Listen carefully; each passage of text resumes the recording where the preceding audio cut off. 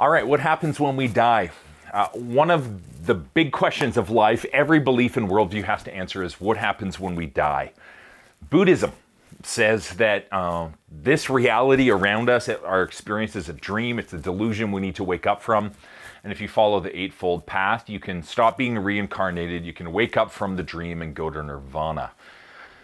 Naturalism, it says, at the core of who we are, we're energy, and so when we die, we will just be absorbed into the circle of life in the universe. But Christianity says that the core of who we are is a soul. We're embodied souls, spiritual and physical beings. And the Bible says that though we're going to physically die, we will never spiritually die. Actually, the Bible says to be absent from our body is to be present with the Lord. And so though our physical body may die, our souls don't.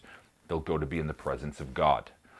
And most people think of this as heaven. It might evoke some images of floating on clouds and playing harps for all eternity, but that's not really the picture that we get from the Bible.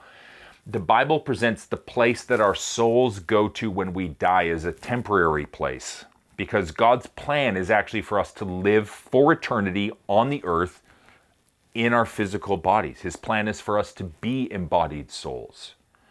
The book of Revelation lets us in on God's plan for the world that he created, and it says that he's working in the world, but there's going to come a time when he will return to earth, restore it to the way he had originally designed it to work and function. And it tells us that when he returns, all the souls that had physically died will return with him to be reconnected to what the Bible describes as our resurrection bodies. Bodies that will be different than our present ones in the fact that they will be imperishable. So all of God's creation, it says, is going to be made new. The effects of sin that presently plague our world, they're going to be removed. And so if a Christian dies today, this is what happens. They go to heaven in the sense that they'll go to be in the presence of the Lord. But the ultimate plan isn't to dwell in the floaty cloud place. It's to dwell on the earth.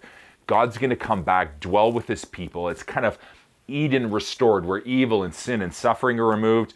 Life will be as it was meant to be. We will be embodied souls again. This is the unique hope Christianity presents for the life to come. This is what the Bible says happens when we die.